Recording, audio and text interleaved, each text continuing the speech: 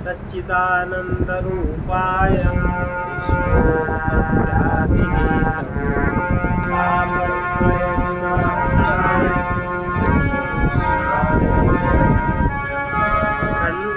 खंडमंडलाकारं व्याप्तं येन चराचरं तत्पदं दर्शितं येन तस्मै श्री गुरुवे नमः। ये कठोपनिषद की द्वितीयावल्ली, दूसरे अध्याय की प्रकारांतर से ब्रह्म का अनुसंधान भी किया जा सकता है। पीछे जो बताया उसके अलावा भी किस प्रकार से ब्रह्म का अनुसंधान करें बता रहे।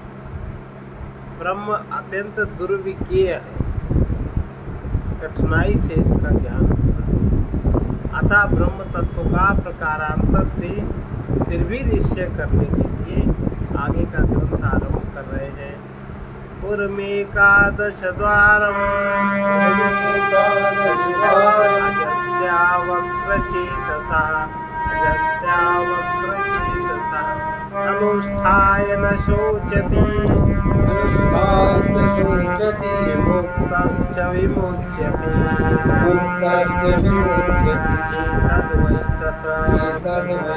उस नित्य विज्ञान से, विज्ञान माने आप जिसको अभी अभी अनुभव कर सकते, प्रैक्टिकल अनुभव कर सकते। एक तो सिद्धांत स्वरूप जो आप बुद्धि में उसका याद कर रहे हो, और विज्ञान स्वरूप माने किसी भी समय किसी भी क्षण आप उसको प्रैक्टिकल करके अनुभव कर सकते, आप उसको देख सकते। इसलिए कह रहे हैं उस नित्य विज्ञान स्वरूप, नित्य माने वो कभी अलग नहीं होता, चाहे जब, चाहे जैसे, चाहे जिस अवस्था में, उस नित्य विज्ञान स्वरूप जो अजन्मा है, इसका कभी जन्म नहीं होता। उसका पूर्व 11 दरवाजों वाला है, इसमें 11 दरवाजे। उसका ध्यान करने पर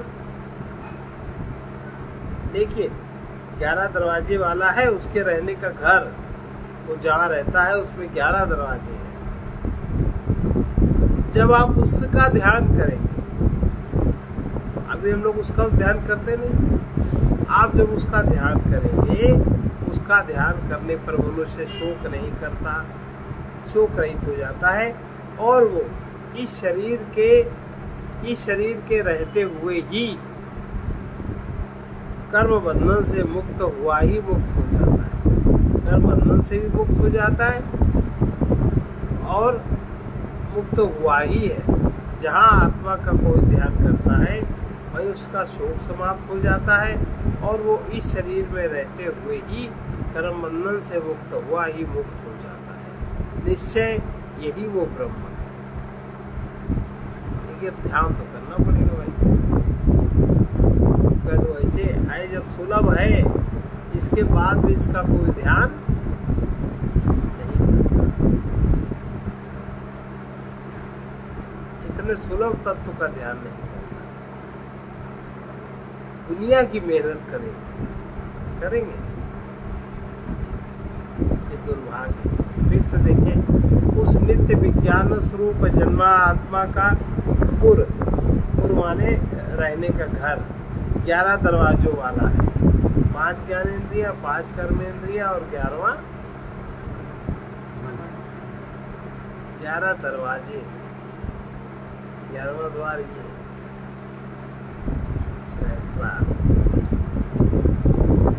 उस आत्मा का ध्यान करने पर मनुष्य शोक नहीं करता, और वो इस शरीर के रहते हुए ही कर्म बंधन से मुक्त हुआ ही मुक्त हो जाता है। निश्चय यही वो ब्रह्म है। ये शरीर रूप पुर के समान होने से पुर कहलाता है। द्वारपाल और अधिष्ठाता आदि अनेकों पुर संबंधी सामग्री दिखाई देने के कारण शरीर पुर है। द्वारपाल और अधिष्ठाता माने केंद्र, इसके जो केंद्र है द्वारपालों के, आदि अनेकों पुर संबंधी सामग्री है। घरों में जैसे सामग्री होती है, वैसे इस पुर में भी अनेक प्रकार की सामग्री है। सामग्री दिखाई देने के कारण ये शरीर पुर है। और जिस प्रकार संपूर्ण सामग्री के सहित प्रत्येक पूर्व अपने से असंगत माने बिना मिले, अपने से बिना मिले स्वतंत्र स्वामी के उपभोग के लिए देखा जाता है। अपने आप से उसको सब चीजें सुलभ हैं और उन चीजों का उपयोग स्वामी स्वतंत्र रूप से उनका उपयोग करता है देखा जाता है। उसी प्रकार पूर्व से सादृश्यता होने के कारण ये अनेक सामग्री संपन्न शरीर भी अपने से पृथक राजस्थानी है, अपने से अलग है, राजस्थानी है, अपने स्वामी आत्मा के लिए ही होना चाहिए। ये पूर्व अपने आत्मा के लिए ही है। ये शरीर नामक पूर्व इसमें 11 दरवाजों वाला है। इसमें दरवाजे 11 दरवाजे कौन कौन से? 2 आंख गिनना, 2 कान, 2 नासांद्र और 1 मुख, इस प्रकार 7। और मस्तक संबंधी नाभि के सहित शिश्न और गुदा मिलाकर 3 निम्न देशीय तथा ब्रह्म रंध्र रूप 1 सिर में रहने वाला। इस प्रकार इन सभी द्वारों से युक्त होने के कारण ये पूर्व 11 द्वार वाला, इन्हें 11 हुए, 11 द्वार वाला है।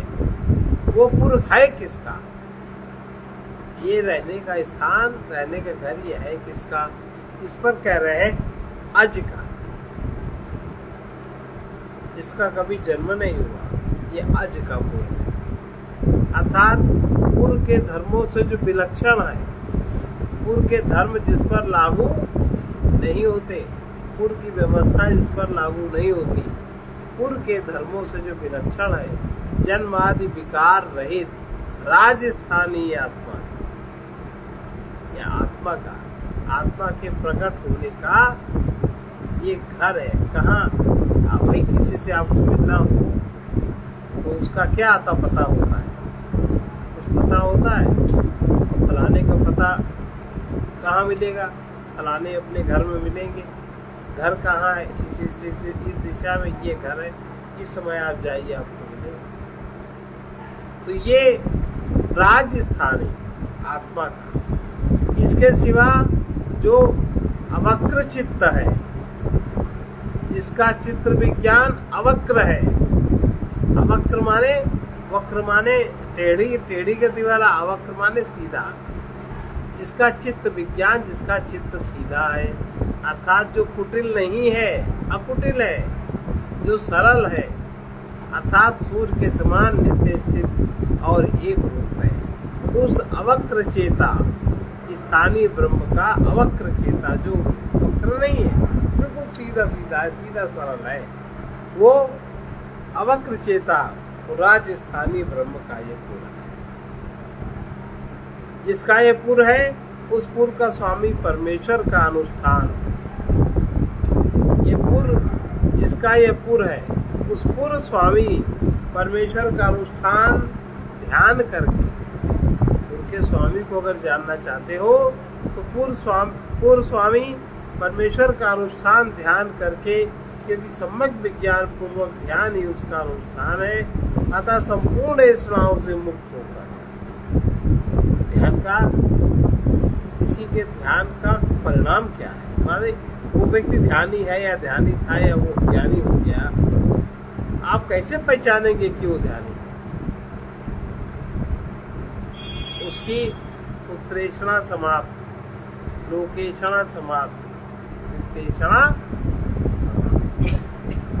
ये 3 इच्छाएं उसमें नहीं, वो सम्यक विज्ञान पूर्वक ध्यान ही उसका अनुष्ठान है, अतः संपूर्ण स्नाव से मुक्त होकर उस संपूर्ण भूतों में स्थित ब्रह्म का ध्यान कर, फिर पुरुष शोक, सब भूतों में स्थित संपूर्ण स्नाव से मुक्त जो होकर, संपूर्ण स्नाव से मुक्त होकर उस संपूर्ण भूतों में स्थित, संपूर्ण भूतों जितने कितने भी भूत हैं, ब्रह्म का ध्यान कर पुरुष फिर शोक नहीं करता। ब्रह्म के विज्ञान से उसकी प्रीति भी अभय हो जाती है। प्रीति में किसी प्रकार का फिर भय नहीं रहता, वो अभय प्रीति होती है। अतः शोक का अवसर न रहने के कारण भय दर्शन भी कहाँ हो सकता है, भय भी नहीं रहता, शोक नहीं रहता, भय नहीं रहता, उसकी प्रीति अभय हो जाती है। अतः वो इस लोक में ही अविद्याकृत काम क्यों नहीं उसका साक्षात होता। अविद्या से उत्पन्न जो काम है, भगवान देखो शब्द कहते हैं विहाय कामान्य सर्वान्, सब कामना उनको छोड़ दो। विहाय कामान्य सर्वान् पुमांस चरत निष्प्रिया, निष्प्रिय हो जाओ, कहीं कोई स्प्रिया न रहे कि शायद ऐसा न मिले, ऐसा मिले, ऐसा मिले, एकदम निष्क्रिय हो जाओ। वही कह रहे हैं इस लोक में ही अविद्याकृत काम और कर्म के बंधनों से मुक्त हो जाता है। वो इस लोक में अविद्याकृत, अविद्या से उत्पन्न काम और कर्म के बंधनों से मुक्त हो जाता है। इस प्रकार वो मुक्त, जीवन मुक्त हुआ ही जीवन मुक्त हो जाता है, विधेय मुक्त होता है और पुनः शरीर धारण नहीं। परंतु वो आत्मा केवल एक शरीर में रहने वाला नहीं है, एक ही शरीर रूपी पुर में रहने वाला नहीं है, बल्कि वो तो सभी पुरों में रहता है। किस प्रकार रहता है उसको कहते हैं हंसः शुचि सदवा सुरंतरिक्षा, हंसः शुचि सदवा सुरंतरिक्षा, सद्धोता वेदि शततिथिर्दुरोण सत, सद्धोता वेद शततिथिर्दुरोण सत, निषद्वर असद सदयोम अदब्जा ग्रोजारितजा अद्रिजारितम बृहत। इतनी जगह वो आत्मा गमन करने वाला है, आकाश में वो गमन करने वाला है। वो गमन कैसे करता है? आकाश में चलने वाला सूर्य है वो आत्मा, वसु है, अंतरिक्ष में विचरने वाला सर्वव्यापक वही वायु है, वेदी पृथ्वी में स्थित होता हुआ वही अग्नि है, कलश में स्थित वो अमृत है, सोम है। इस प्रकार वो मनुष्यों में गमन करने वाला, देवताओं में जाने वाला, सत्य या यज्ञ में गमन करने वाला, आकाश में जाने वाला, जल पृथ्वी यज्ञ और पर्वतों से उत्पन्न होने वाला तथा सत स्वरूप और महान। इसके बाद भी उसका कोई ध्यान नहीं, वो गमन करता है इसलिए हंस है। शुचि आकाश में सूर्य रूप से चलता है, आकाश में सूर्य रूप से वो चलता है इसलिए सुचिशत है, सबको व्याप्त करता है इसलिए वो वसु है। वायु रूप से आकाश में चलता है इसलिए अंतरिक्ष सत है, अग्नि ही हो जाता है। वो श्रुति के अनुसार होता अग्नि को कहते हैं। वेदी पृथ्वी में वो गमन करता है, अतः वेदी शत है। जैसा कि यह वेदी पृथ्वी माने यज्ञ भूमि का उत्कृष्ट मध्य भाग है। ये पृथ्वी हम लोग जिसमें रहते हैं, ये यज्ञ भूमि का उत्कृष्ट ऊंचा हुआ मध्य भाग है। इत्यादि मंत्रवर्ण से प्रमाणित होता है। ये अतिथि सोम होकर दुरोण कलश में स्थित होता है इसलिए दुरोण सत है, अथवा ब्राह्मण अतिथि रूप से दुरोण घरों में रहता है इसलिए वो अतिथि दुरोण सत है। वो मनुष्यों में जाता है इसलिए वो निषत है। वर्त माने देवताओं में जाता है इसलिए वो वर सत है। ऋत माने सत्य अथवा यज्ञ को कहते हैं, उसमें गमन करता है इसलिए वो ऋत सत है। व्योम आकाश में चलता है इसलिए व्योम सत है। अप जल में शंख सीपी मकर आदि रूपों से उत्पन्न होता है इसलिए अब्जा है। गौ पृथ्वी में व्रीहि यवाद रूप से उत्पन्न होता है, इसलिए गोजा है। जो यवाद अन्न जो उत्पन्न होता है इसलिए उसको गोजा कहते हैं। ऋत यज्ञांग रूप से उत्पन्न होता है, इसलिए ऋतजा है। नदी आदि रूप से आदि पर्वतों से उत्पन्न होता है, पर्वतों से नदियां निकलती हैं तो परमात्मा ही प्रकट होता है, इसलिए अद्रिजा है। इस प्रकार सर्वात्मा होकर भी वो ऋत अवितत स्वभाव सत्य स्वरूप ही है तथा सबका कारण होने के कारण महान है। असौ व आदित्यो हंसा इत्यादि ब्राह्मण मंत्र के अनुसार यदि इस मंत्र में आदित्य का ही वर्णन किया गया हो तो भी आदित्य इस चराचर के आत्म स्वरूप है, ऐसा अंगीकृत होने के कारण इसका उस ब्राह्मण ग्रंथ की व्याख्या से भी अभिरोध। अतः इस मंत्र का तात्पर्य यही है कि जगत का एक ही सर्वव्यापक आत्मा है। आत्माओं में कोई भेद, इसका आत्मा उसका आत्मा उसका आत्मा कुछ अलग अलग नहीं है, सब एक ही आत्मा है। अब आत्मा का स्वरूप ज्ञान कराने में लिंग बताते हैं। किस चिन्ह से आत्मा का स्वरूप ज्ञान होता है? चिन्ह से।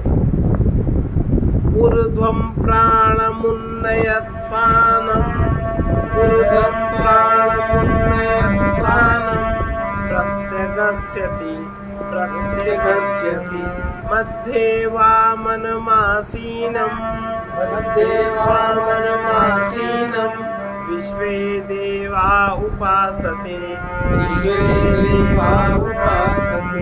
जो प्राण को ऊपर की ओर ले जाता है। अब प्राण को ऊपर कौन ले जाता है? अहंकार तो कहता सब हम ही करते हैं। अहंकार अपनी विशेषता बताने के लिए क्या क्या नमूने बनाता रहता है। ये कह रहे जो प्राण को ऊपर की ओर ले जाता है और अपान को नीचे की ओर ढकेलता है। आपके शरीर में कितने शरीर हैं? हृदय के मध्य में रहने वाले उस वामन, हृदय के मध्य में रहने वाला जो वामन तत्व है वो भजनीय है।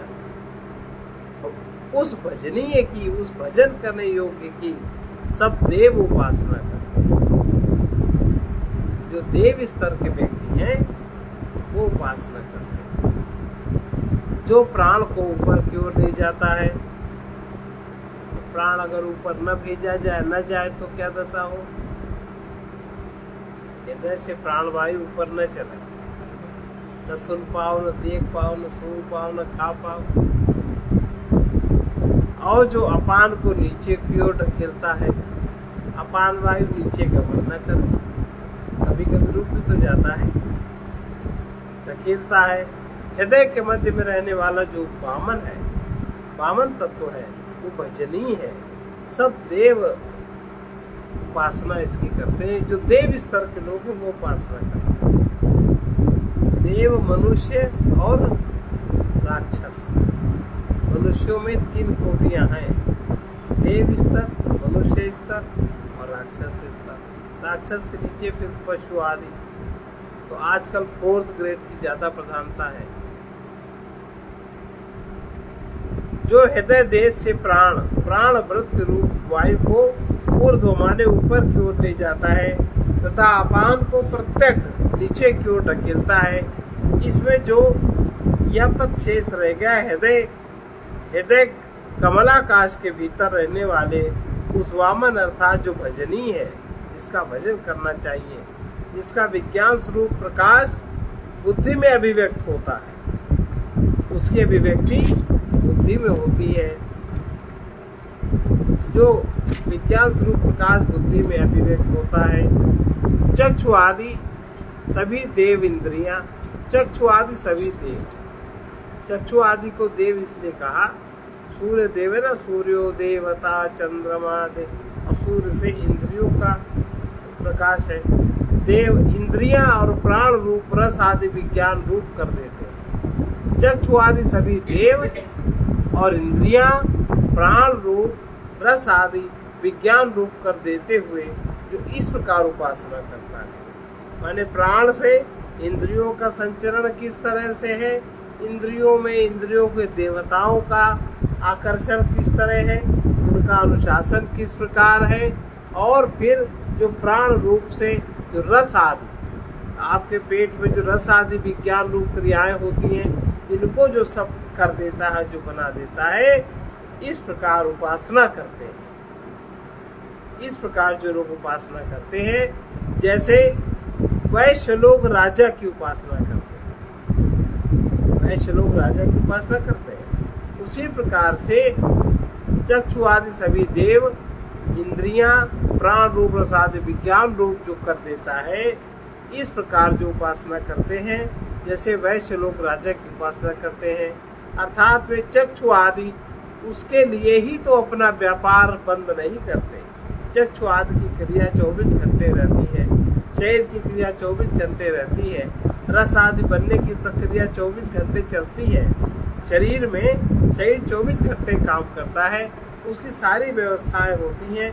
ये किसके लिए होती है? किसके लिए होती है? आपके अहंकार के लिए थोड़े ना होती। ये सारा जो नियमन है, ये अपना जो व्यापार कभी बंद नहीं करते। अतः जिसके लिए और जिसकी प्रेरणा से प्राण और इंद्रियों के समस्त व्यापार होते हैं, वो उनसे अन्य है, ऐसा सिद्ध हुआ। वो शरीर इंद्रियां प्राण आदि नहीं है, जिसके लिए शरीर में ये सब होता है, या जो शरीर में सब कुछ करता है, वो शरीर से अन्य है। वो शरीर नहीं है, वो इंद्रियां नहीं है, वो रस आदि तत्व तो नहीं है, वो प्राण मन आदि तत्व तो वो नहीं है। वो समस्त व्यापार जिसके लिए होते, वो उनसे अन्य है, ऐसा सिद्ध हुआ। ये इसका अर्थ हुआ। देहस्थ आत्मा ही जीवन, देह में स्थित आत्मा है तब तक जीवन है, और अगर देह से आत्मा जब अलग हो जाता है तो जीवन नहीं रहता। जीवन तो आत्मा ही हो जा रहता, वहाँ जीवन रहता। अस्य विस्तृन् समानस्य शरीरस्थस्य देहिना देहादि विमुच्य मानसस्य देहादि विमुच्य मानस्य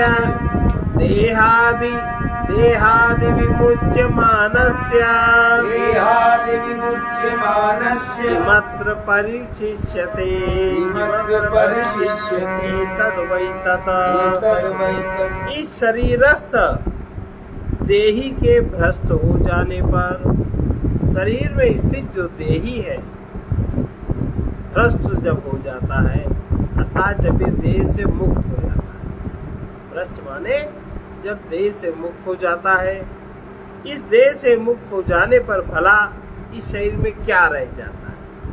ना तो कोई क्रियाएं रह जाती, ना इंद्रियां को, न कुछ भी कार्य नहीं होता, और कार्य करने वाले तत्व भी सब बिगड़ने लगते हैं। इस शरीरस्थ देही के भ्रष्ट हो जाने पर, इस देह से मुक्त हो जाने पर भला इस शरीर में क्या रह जाता है? अर्थात कुछ भी नहीं रह जाता। यही वो ब्रह्म है, जिसके ना रहने पर शरीर में भी कुछ नहीं रहता। इस शरीरस्थ देही माने देहवान आत्मा के विस्तृंग समान, अवस्त्रंग समान अर्थात भ्रष्ट हो जाने पर इस प्राण आदि समुदाय में भला क्या रह जाता है? अर्थात कुछ भी नहीं रह जाता। देहादि विमुच्य मानस्य, ऐसा कहकर विस्तंसन शब्द का अर्थ बताया। नगर के स्वामी के चले जाने पर जैसे पूर्ववासियों की दुर्दशा हो जाती है। नगर का स्वामी चला जाए तो पूर्ववासियों की क्या दशा होती है, उसी प्रकार इस शरीर में जिस आत्मा के चले जाने पर एक क्षण में ही ये भूत और इंद्रियों का समुदाय सबका सब बलहीन विध्वंस अर्थात नष्ट हो जाता है, वो इससे भिन्न सिद्ध होता है। जाने वाला इसी बात से इससे भिन्न सिद्ध होता है। यदि ऐसा कोई माने ये शरीर प्राण अपान आदि के चले जाने से ही नष्ट हो जाता है, तो उससे भिन्न किसी आत्मा के जाने से नहीं, क्योंकि प्राण आदि के कारण ही मनुष्य जीवित रहता है। तो ऐसी बात नहीं है, उसके चले जाने से ये सब भ्रष्ट हो जाता है। न प्राणेन न पानेन मर्त्यो जीवति कश्चन इतरेण तु जीवन्ति यस्मिन्नेतावुपासितौ। कोई भी मनुष्य न तो प्राण से जीवित रहता है और न अपान से जीवित रहता है, बल्कि वे तो जिसमें ये दोनों आश्रित हैं, प्राण और अपान जिसके आश्रित हैं, ऐसे किसी अन्य से ही जीवित रहते हैं। कोई भी मर्त मनुष्य अर्थात देहधारी न तो प्राण से जीवित रहता है, न अपान से, न चक्षु आदि इंद्रियों से, क्योंकि परस्पर मिलकर प्रवृत्त होने वाले तथा किसी दूसरे के शेष भूत इंद्रिय आदि जीवन के हेतु नहीं हो सकते, जो एक दूसरे पर खुद ही आश्रित है। लोक में किसी स्वतंत्र और बिना मिले हुए अन्य चेतन पदार्थ की प्रेरणा के बिना लोक में भी देखा जाता है, जो किसी को नहीं मिला, जो चेतन पदार्थ की प्रेरणा के बिना गृह आदि संगत पदार्थों की स्थिति नहीं देखी जाती। घर आदि कौन बनाता है? चेतन ही तो बनाता है, सारी व्यवस्था चेतन ही तो करता है, नहीं देखी जाती। उसी तरह संघात रूप होने से प्राण आदि की स्थिति भी स्वतंत्र नहीं है। अतः ये सब परस्पर मिलकर प्राण आदि संघात पदार्थों से भिन्न किसी अन्य के द्वारा जीवित रहते, प्राण धारण करते हैं। जिस संगत पदार्थ भिन्न सत्स्वरूप परमात्मा के रहते हुए ही ये प्राण अपान चक्षु आदि से संगत होकर आश्रित हैं। तात्पर्य यह है कि जिस असंगत आत्मा के लिए प्राण अपान आदि संगत होकर अपने व्यापारों को करते हुए बरतते हैं, वो आत्मा उन सबसे भिन्न है, ऐसा जानना चाहिए। मरणोत्तर काल में जीव की क्या गति? अब उस प्रश्न पे आए जो नचिकेता ने पूछा। हन्ततैदं प्रवक्ष्यामि गुह्यं ब्रह्म सनातनम् यथा च मरणं प्राप्य आत्मा भवति गौतम। हन्तं तैदं प्रवक्ष्यामि गुह्यं ब्रह्म सनातनम् यथा च मरणं प्राप्य आत्मा भवति गौतम। मरणोत्तर काल में जीव की क्या गति होती है, यमराज नचिकेता को अब बताने जा रहे हैं। जो प्रश्न नचिकेता ने पूछा था पहला, हे गौतम, अब मैं फिर भी तुम्हारे प्रति उस गुह्य और सनातन ब्रह्म का वर्णन करूंगा, फिर से करूंगा। तथा ब्रह्म को न जानने से, जो ब्रह्म को नहीं जानते, जिधर उसकी श्रद्धा आस्था नहीं होती, भावना नहीं होती, ब्रह्म को न जानने से मरण को प्राप्त होने पर शरीर से आत्मा जब अलग हो जाता है तो आत्मा जैसा हो जाता है वो भी मैं बतलाऊंगा। क्या स्थिति उसकी होती है जो ब्रह्म को नहीं जानते, जो ब्रह्म की ओर नहीं जाते। इतना सरल होने पर भी जो उसको नहीं जानते, जिज्ञासा नहीं करते, जो उसका ध्यान नहीं करते, जो उसको नहीं मानते, तो मरण को अगर प्राप्त हो गए, आत्मा जैसा हो जाता है वो भी मैं बताऊंगा। अहो, अब मैं तुम्हें फिर भी इस गुह्य गोपनीय सनातन चिरंतन ब्रह्म के विषय में बतलाऊंगा, जिसके ज्ञान से संपूर्ण संसार की निवृत्ति हो जाती है तथा जिसका ज्ञान न होने पर मरण प्राप्त होता है। अगर ब्रह्म का ज्ञान न हुआ और अगर मरण प्राप्त होने के बाद आत्मा जैसा हो जाता है, अर्थात वो जिस प्रकार जन्म मरण रूप संसार को प्राप्त होता है पुनः, हे गौतम उसको सुनो। योनि मध्ये प्रपद्यन्ते शरीरत्वाय देहिनः स्थाणुमन्येनु संयन्ति यथा कर्म यथा श्रुतम्। फिर से इसको बोला, बहुत अच्छा श्लोक।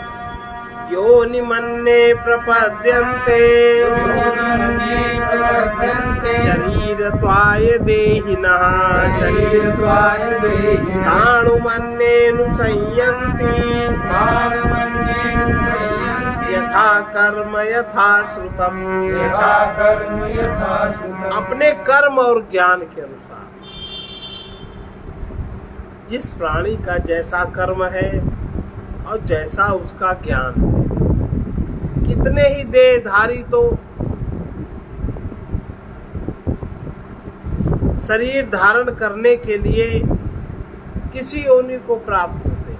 जैसे लोग कहते नहीं, हम तो ऐसा मानते हो कुछ भी हो, सब कुछ रहे, तो कुछ नहीं उनको पता चलता है शरीर छूटने के बाद कि उनका ज्ञान किस प्रकार का। और कितने ही स्थावर भाव पेड़ पौधे इसको प्राप्त हो जाते।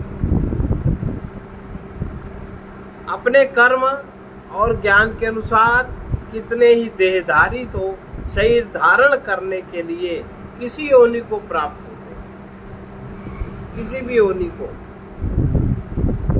और कितने ही स्थावर भाव को प्राप्त हो जाते हैं।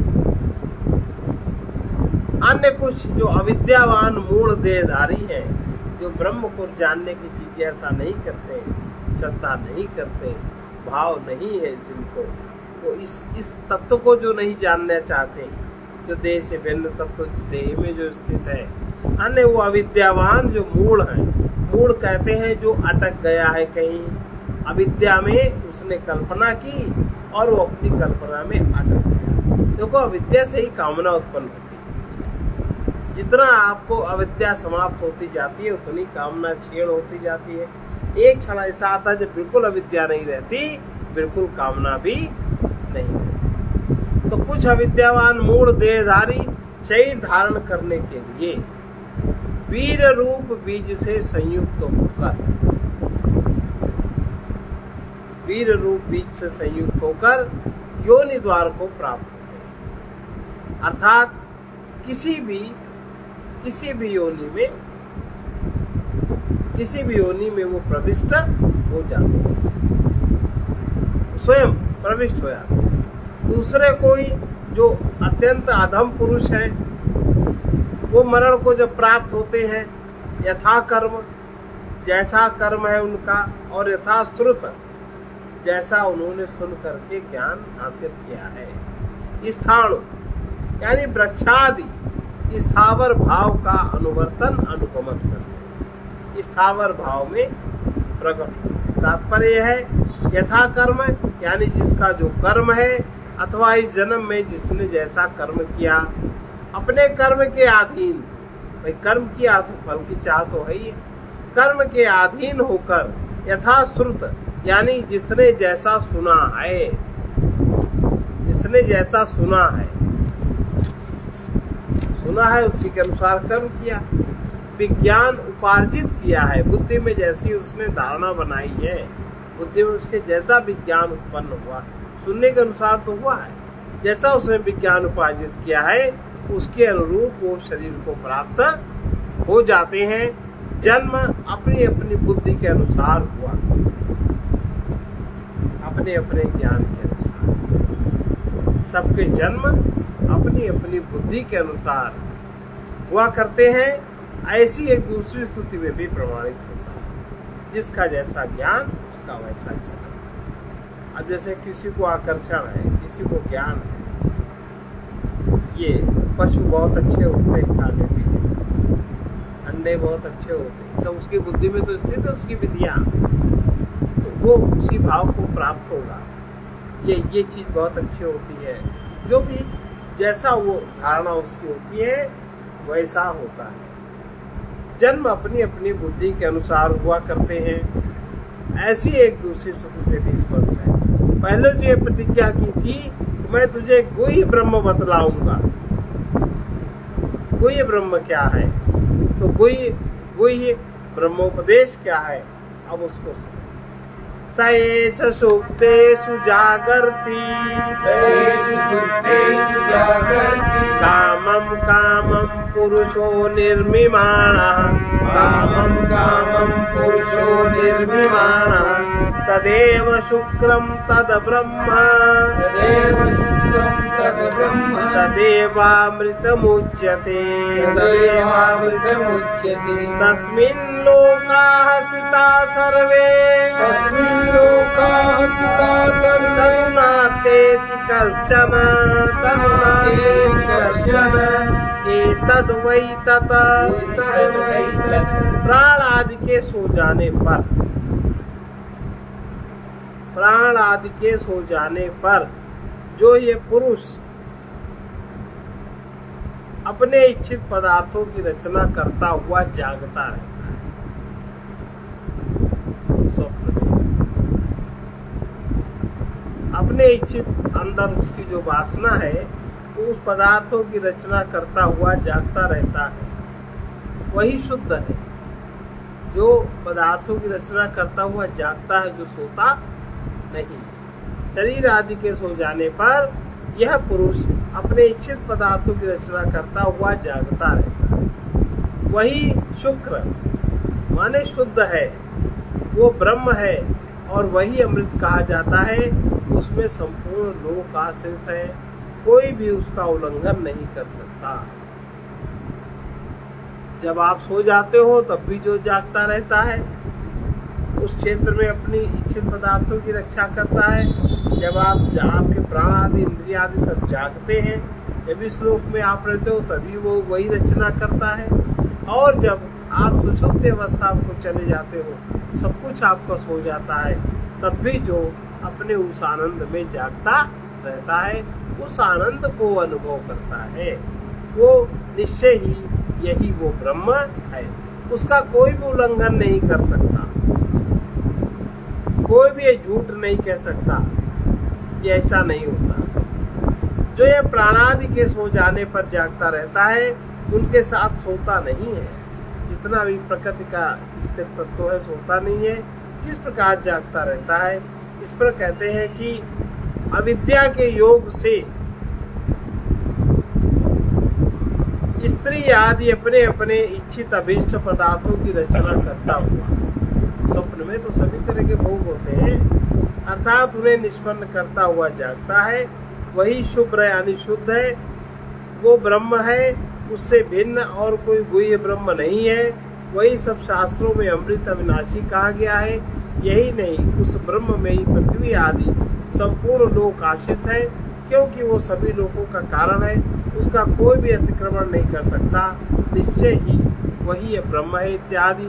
आगे आगे अनेक तार्किक लोग अपनी कुबुद्धि के अनुसार, जिनका चित्त चंचल ही रहता है, जिनकी बुद्धि सरल नहीं, जिनमें सरलता नहीं, जिनमें अहंकार बहुत है, और जो सदा अकड़ में ही रहते हैं, उन ब्राह्मणों के चित्त में प्रमाण से युक्त सिद्ध होने पर भी, जिसकी बुद्धि सरल नहीं है, उन ब्राह्मणों के चित्त में प्रमाण से युक्त सिद्ध होने पर भी आत्मैकत्व विज्ञान बारंबार कहे जाने पर भी स्थिर नहीं होता। इसको समझ में नहीं आता, उसकी क्या स्थिति है? अनेक तार्किकों की कुबुद्धि द्वारा जिनका चित्त चंचल कर दिया गया है, अर्थात जिसकी बुद्धि सरल नहीं है, जिसकी बुद्धि में अहंकार है, उन ब्राह्मणों के चित्त में, ऐसे जो ब्राह्मण हैं, उनके ब्राह्मणों के चित्त में प्रमाण से युक्त होने पर भी, सब तरह के प्रमाण होने पर भी आत्मैकत्व विज्ञान बारंबार सुनते हैं, कहे जाने पर भी स्थिर नहीं होता।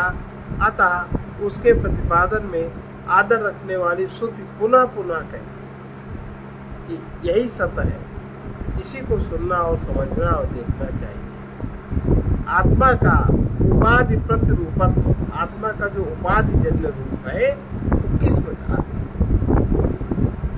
देखिए। उपाधि अग्निर्यथैको भुवनं प्रविष्टो अग्निर्यथैको भुवनं प्रविष्टो रूपं रूपं प्रतिरूपो बभूव रूपं रूपं प्रतिरूपो बभूव एकस्तथा सर्वभूतान्तरात्मा एकस्तथा सर्वभूतान्तरात्मा रूपं रूपं प्रतिरूपो बहिश्च रूपं रूपं प्रतिरूपो बहिश्च। जिस प्रकार संपूर्ण भुवन में प्रविष्ट हुआ एक ही अग्नि, अग्नि एक है तो एक ही अग्नि प्रत्येक रूप, जितना भी रूपवान वस्तु है उसके अनुरूप हो गया। रूपवान वस्तु अग्नि कैसे प्रकट होती है? अग्नि जब बल्ब में प्रकट होती है तो कौन सा आकार होता है? बल्ब का आकार। लकड़ी में जब प्रकट होती है तो लकड़ी का आकार बन जाती है। अग्नि जहाँ कहीं भी प्रकट होती है, खाली अग्नि है आप नहीं समझ सकते, किसी न किसी पदार्थ में ही प्रकट होती है, उसका माध्यम पदार्थ होता है और पदार्थ जिस आकार का होता है उसी आकार में अग्नि प्रकट दिखती है। उसी के जिस प्रकार संपूर्ण भुवन में प्रविष्ट हुआ एक ही अग्नि प्रत्येक रूपवान वस्तु के अनुरूप, जो वस्तु रूपवान है, जो वस्तु दिखती है उसी के अनुरूप अग्नि हो गया। और देह में भी जो अग्नि 24 घंटे जलती है, रूपवान रूप तो उसी से आता है, उसी के तो शरीर में भी झलक मिलती है, अनुरूप हो गया है। उसी प्रकार संपूर्ण भूतों में एक ही अंतरात्मा उसके रूप के अनुरूप हो रहा है, अर्थात तथा उससे बाहर भी जैसे जिसकी अंतःकरण की वृत्ति है उसी के अनुसार उसको शरीर मिलता है, इंद्रियां मिलती हैं और सब कुछ उसकी वृत्ति के अनुसार मिलता है। उसकी अविद्या जिस प्रकार की है तो वो जो मिलता है उसको, शरीर जो बढ़ता है उसी में वो आत्मा प्रकट होता है, तो उसी आकार का होता है। कहते हैं ना कि आप जब किसी शरीर को संबोधित करते हो, संबोधन तो आत्मा का ही है, लेकिन शरीर का नाम अलग होता है, रूप अलग होता है, तो जैसे कि वही वो हो रहा है अंदर भी और बाहर। जिस प्रकार एक ही अग्नि प्रकाश रूप होकर भी भुवन, जिसमें भुवन माने जिसमें सब जीव होते हैं, इसी से इस लोक को भुवन कहते हैं, जहाँ सब जीव रहते हैं। उसी लोक में अनुप्रविष्ट हुआ, इसी लोक में प्रविष्ट हुआ अग्नि रूप के प्रति अर्थात काष्ठ आदि भिन्न भिन्न प्रत्येक दाह्य पदार्थ के प्रति प्रतिरूप उस पदार्थ के अनुरूप हुआ। दाह्य भेद से अनेक प्रकार का अग्नि समझ में आता है, दिखाई पड़ता है। उसी प्रकार संपूर्ण भूतों का एक ही अंतरात्मा, आंतरिक आत्मा अत्यंत सूक्ष्म होने के कारण काष्ठ आदि में प्रविष्ट हुए अग्नि के समान ही संपूर्ण शरीरों में प्रविष्ट रहने के कारण उन शरीरों के अनुरूप ही उसका आभास देखने को मिलता है। शरीरों के अनुरूप ही उसका आभास होता है तथा आकाश के समान अपने अविकारी रूप के बाहर भी होता है और शरीर में रहते हुए शरीर के अनुसार भी होता है। ऐसा ही एक दूसरा दृष्टांत दे रहे हैं कि वायुर्यथैको भुवनं प्रविष्टो वायुर्यथैको भुवनं प्रविष्टो रूपं रूपं प्रतिरूपो बभूव रूपं रूपं प्रतिरूपो बभूव एकस्तथा सर्वभूतान्तरात्मा एकस्तथा सर्वभूतान्तरात्मा रूपं रूपं प्रतिरूपो बहिश्च रूपं रूपं प्रतिरूपो बहिश्च। जिस प्रकार इस लोक में प्रविष्ट हुआ वायु, हवा प्रत्येक रूप के अनुरूप हो रहा किसी के शरीर की नस नाड़ी हड्डी टेढ़ी मेढ़ी बीमार स्वस्थ सब तरह के लोग हैं, पशु पक्षी आदि, तो प्रत्येक रूप के अनुरूप वायु हो रहा है। वायु का अपना कोई भी रूप नहीं, है कोई रूप। वो जिसमें जुड़ता है, जिसको लाभ देता है, जिससे क्रियात्मक रूप से संबंधित होता है, उसी रूप का हो जाता है। गुब्बारे में भर दो तो क्या आकार होता है? हवा का, गुब्बारे का हो जाता है। सिलेंडर में भर दो तो क्या आकार होता है? उसी में वही आकार। शरीर में आ गया तो किस आकार का है? तो वो प्रविष्ट हुआ, प्रत्येक रूप के अनुरूप हो रहा है। उसी प्रकार संपूर्ण भूतों का एक ही अंतरात्मा प्रत्येक रूप के अनुरूप हो रहा है और उनसे बाहर भी हो रहा है। रूप के अलावा आप उसको नहीं समझ सकते। पहले आप उसको रूप में समझेंगे, तब आप उसको अन्य कहीं समझ सकते हैं। जिस प्रकार एक ही वायु प्राण रूप से देहों में अनुप्रविष्ट होकर प्रत्येक रूप के अनुरूप हो रहा है, उसी प्रकार संपूर्ण भूतों का एक ही अंतरात्मा प्रत्येक रूप के अनुरूप हो रहा है, इत्यादि। इस प्रकार एक ही सर्वात्मकता होने पर संसार दुख से युक्त होना भी परमात्मा का ही सिद्ध होता है। जब ये है तो जो दुख है वो भी उसी को होता होगा। इसलिए ऐसा कहते हैं कि वो दुखी नहीं होता, वो सबसे सब पे होते हुए भी वो सबसे असंग है, उसका किसी के संग पे प्रभाव नहीं पड़ता। जैसे सूर्यो यथा सर्वलोकस्य चक्षुः, सूर्यो यथा सर्वलोकस्य चक्षुः, न लिप्यते चाक्षुषैः बाह्यदोषैः, न लिप्यते चाक्षुषैः बाह्यदोषैः, एकस्तथा सर्वभूतान्तरात्मा, एकस्तथा सर्वभूतान्तरात्मा, न लिप्यते लोकदुःखेन बाह्य, न लिप्यते लोकदुःखेन बाह्य। जिस प्रकार संपूर्ण लोक का नेत्र सूर्य, संपूर्ण लोक का नेत्र है, सूर्य नेत्र संबंधी बाह्य दोषों से लिप्त नहीं होता। संपूर्ण लोक का नेत्र होकर भी सूर्य के प्रकाश में ही सारी आंखें देखती हैं और सारी आंखें सूर्य के प्रकाश से ही बनी है।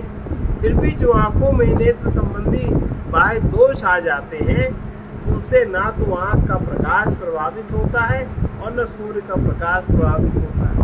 वो दोष हटा दिया जाता है, आंख यथातक देखने लगती है, सूर्य का प्रकाश प्रभावित नहीं होता। जिस प्रकार संपूर्ण लोक का नेत्र होकर भी सूर्य नेत्र संबंधी बाह्य दोषों से लिप्त नहीं होता, उसी प्रकार संपूर्ण भूतों का एक ही अंतरात्मा संसार के दुख में लिप्त नहीं होता, बल्कि वो उससे बाहर ही रहता है।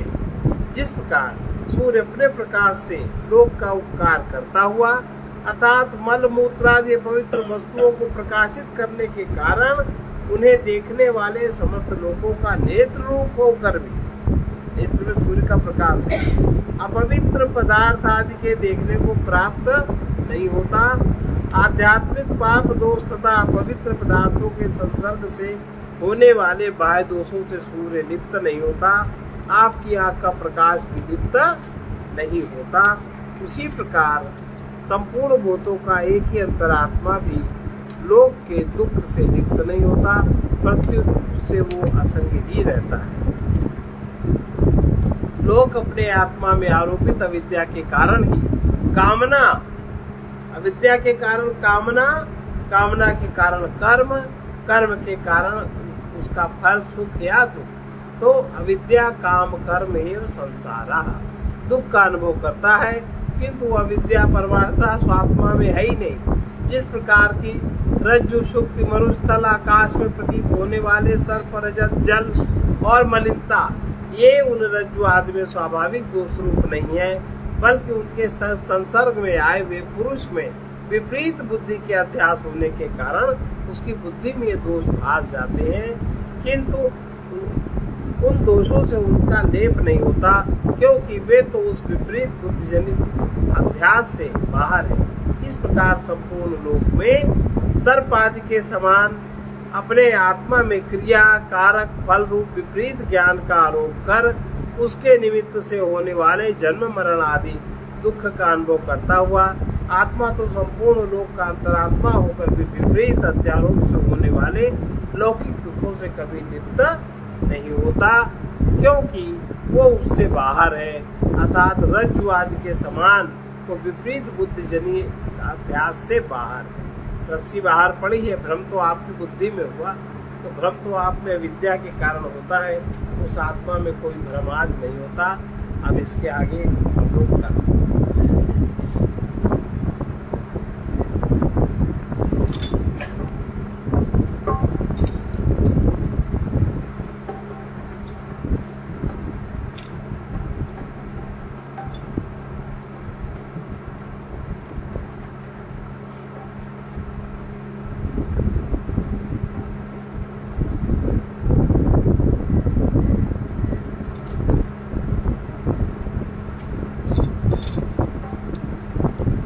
सत्य धर्म वीरों का पथ है, इसमें दुर्बल आज सके।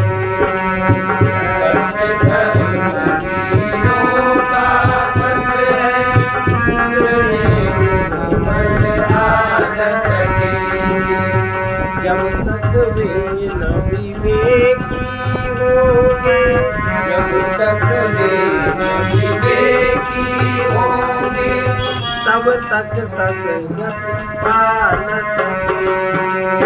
तब तक सदगति पा न सके। विवेक माने आत्मा और नात्मा का विवेक ज्ञान कहलाता है, चेतन का और जड़ का विवेक ज्ञान कहलाता है। दिखते लाखों नर आकृति में, दिखते लाखों नर आकृति में, असुर प्रकृति के अति अभिमानी, असुर प्रकृति के अति अभिमानी। सुख लोलुप शोषक उत्पीड़क, सुख लोलुप शोषक उत्पीड़क, सत्य विमुख भौतिक विज्ञानी, सत्य विमुख भौतिक विज्ञानी। मानवता का घोर अनादर, मानवता का घोर अनादर, करते हैं निज सुख के ध्यान, करते हैं निज सुख के ध्यान। सर्वभूत हित में जो रत हो, सर्वभूत हित में जो रत हो, दुर्लभ ऐसे प्रेमी दानी, दुर्लभ ऐसे प्रेमी दानी। वे सबके ढिंग आते रहते, वे सबके ढिंग आते रहते, सब उसके ढिंग जान सके, सब उसके ढिंग जान सके। सत्य धर्म वीरों का पथ है, सत्य धर्म वीरों का पथ है, इसमें दुर्बल आ न सके, इसमें दुर्बल आ न सके। जब अतिशय ही पुण्य प्रबल हो, जब अतिशय ही पुण्य प्रबल हो, तब लगती सत्संगति प्यारी, तब लगती सत्संगति प्यारी। फिर भी यदि श्रद्धा न प्रबल हो, फिर भी यदि श्रद्धा न प्रबल हो, बाधक बनते संशय भारी, बाधक बनते संशय भारी। बड़े भाग्य से संत पुरुष का, बड़े भाग्य से संत पुरुष का, जब कोई हो आज्ञाकारी, जब कोई हो आज्ञाकारी। वो मानव सद्भाव पूर्वक, वो मानव सद्भाव पूर्वक बन जाता है परोपकारी, बन जाता है परोपकारी। व्रत सेवा के बिन कोई, व्रत सेवा के बिन कोई, अपने पाप मिटा न सके, अपने पाप मिटा न सके। एक तो सुखप्रद सेवा, दूसरे को सुख, एक हितप्रद सेवा। विचार करो, इसके लिए क्या हितकर है, उसके मन की न सुनो। हितप्रद सेवा के बिन कोई, हितप्रद सेवा के बिन कोई, अपने पाप मिटा न सके, अपने पाप मिटा न सके। सत्य धर्म वीरों का पथ है, सत्य धर्म वीरों का पथ है, इसमें दुर्बल आ न सके, इसमें दुर्बल आ न सके। सद्विवेक से रहित पुरुष की, सद्विवेक से रहित पुरुष की, सुख कलत्र के प्रति रति होती, सुख कलत्र के प्रति रति होती। असत संग देहाभिमान वश, असत्संग देहाभिमान वश, सत्स्वरूप की विस्मृति होती, सत्स्वरूप की विस्मृति होती। जहाँ शक्ति का दुरुपयोग है, जहाँ शक्ति का दुरुपयोग है, जीवन में अति अवनति होगी, जीवन में अति अवनति होती। धर्म ग्लानि करता बेहीनता, धर्म ग्लानि करता बेहीनता, संचित पुण्यों की क्षति होगी, संचित पुण्यों की क्षति होती। यह अज्ञान मोह सद्गुरु बिन, यह ज्ञान मोह सद्गुरु बिन कोई और हटा न सके, कोई और हटा न सकेंगे। ये सबके दिन आते रहते, ये सबके दिन आते रहते, सब उनके गुण जान सके, सब उनके दिन जान सकेंगे। हित व्रत सेवा के बिन कोई, व्रत सेवा के बिन कोई, अपने पाप मिटा न सके, अपने पाप मिटा न सकेंगे। इस साधक में धैर्य नम्रता, साधक में धैर्य नम्रता, सहिष्णुता ये दैवी धन है, सहिष्णुता ये दैवी धन है। उसका ही साधन के द्वारा, उसका ही साधन के द्वारा, उनका अधपतित जीवन है, उनका अधपतित जीवन है। तब संयम करना ही होता, संयम करना ही होता। यदि भोगों में चंचल मन है, यदि भोगों में चंचल मन है, व्रत हट भी बनता आवश्यक, जीवन का आवश्यक। जब विषयों का प्रबल व्यसन है, जब विषयों का प्रबल व्यसन है, पति का त्याग बिन शांति द्वार में, त्याग बिन शांति द्वार में, रागी पैर बढ़ा न चले, रागी पैर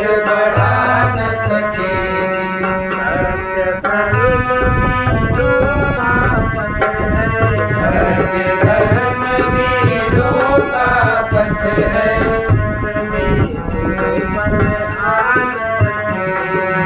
इसमें निर्बल आन सके। व्यक्तित्व से स्वरूप तक पहुंचने का मार्ग ही धर्म है। अहंकार के शून्य होने पर ही स्वरूप का बोध होता है। अहंकार के रहने तक स्वरूप का बोध नहीं होता। जिससे सद्गुणों का विकास हो वही धर्म पथ है। जीव का धर्म है साधना, परमेश्वर का धर्म है कृपा। सारे दोषों का जन्म जाने हुए को न मानने से होता है। जहाँ तक शुभ सुंदर का ज्ञान है उसे स्वीकार न करना, और जिस अशुभ सुंदर का ज्ञान है उसे त्याग न करना, ये भारी अपराध है।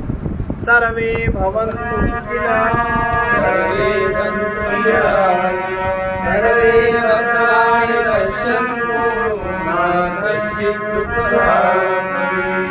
कृष्णाय वासुदेवाय हरये परमात्मने प्रणतक्लेशनाशाय गोविन्दाय नमो नमः। उग्रवीर महाविष्णु उग्रवीरमहाविष्णु ज्वलन्तं सर्वतोमुखं ज्वलन्तं सर्वतोमुखं निशिङ्गं भीषणं भद्रं नृसिंहं भीषणं भद्रं मृत्युं नमाम्यहम् मृत्युं नमाम्यहम्। असतो मा सद्गमय तमसो मा ज्योतिर्गमय मृत्योर्मामृतङ्गमय। ॐ पूर्णमदः पूर्णमिदं पूर्णात् पूर्णमुदच्यते पूर्णस्य पूर्णमादाय पूर्णमेवावशिष्यते। ॐ शान्ति शान्ति शान्ति।